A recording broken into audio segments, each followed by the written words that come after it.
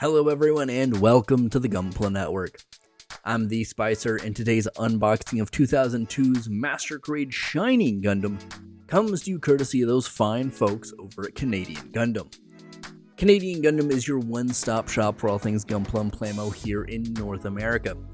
The private warehouse option, flat rate shipping to the US and Canada, and a vast catalog that's restocked regularly. They're going to have kits like this and kits you may be looking for in stock.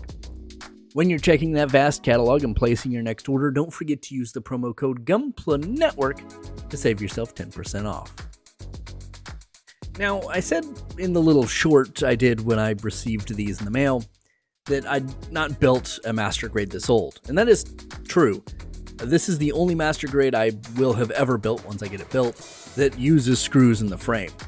And seeing them, like, I knew they were there, but seeing them in the box was a weird thing.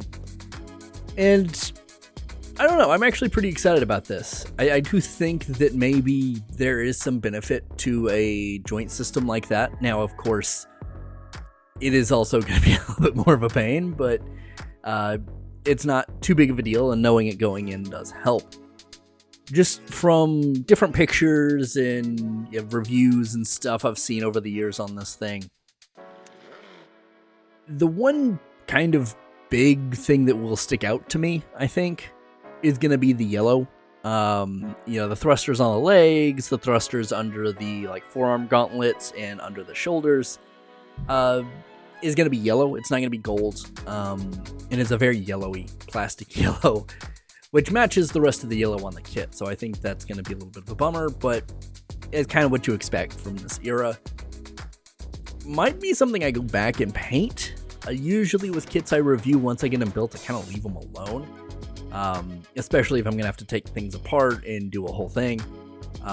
So it may just stay that way. We'll see once I get it built how I feel about it. But that's really the only thing that's kind of standing out to me. Going into it, at least. The Shining Gundam's a fun one. I'm sure I'm going to have a lot of cool, fun poses to mess around with on it. The box doesn't really provide a ton, which is kind of surprising.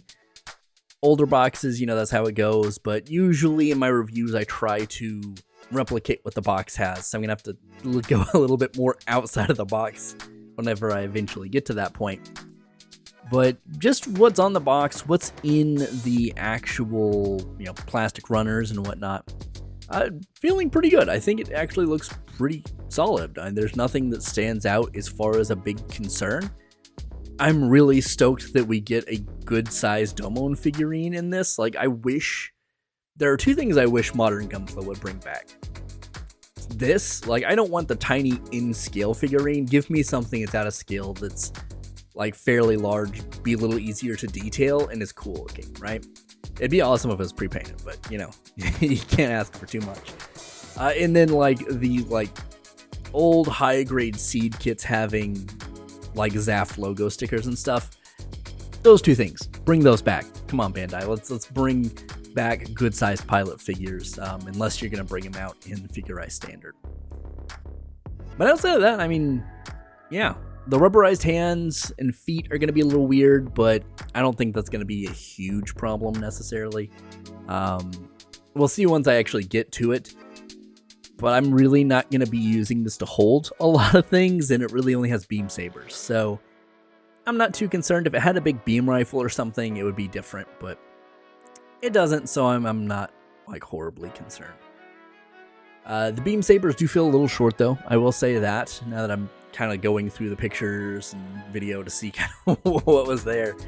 That didn't stand out to me too significantly, but kind of looking back, they're a little pale and they're not very big, but that also could just be comparative to modern master grades and even some high grades and real grades having way too big of a beam saber blade. That's kind of the vibe.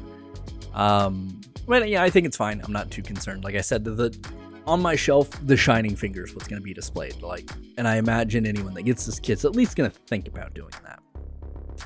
You do get some decals, some sticker decals. That's pretty sick. Always like that. You do get some color correcting stickers, which for Master Grade is weird, but once again, this is 22 years old at this point.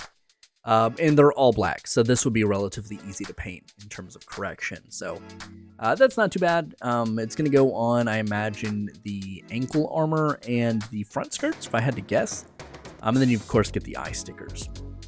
You do get a jewel for the center of the chest. That's pretty sick. I don't know if I like the gummy jewel more than like the clear hard plastic with a reflective sticker underneath.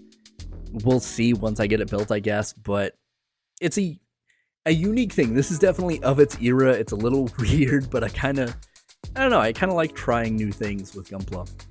You, of course, get the screws. It comes with everything you need except for the screwdriver, but, you know, if you have a small enough one, you're fine. I hope I do. I'm pretty sure I do. I'll find out soon enough, I guess. And then, of course, the manual. So you have a lot in there, a lot of unique stuff I'm really excited to get into.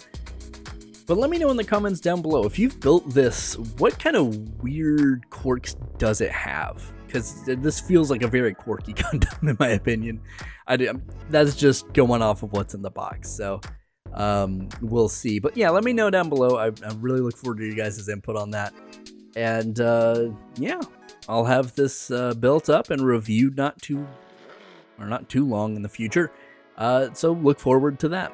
Anyway, thanks for sticking with me, guys. I do appreciate it. I'll see you in the next one.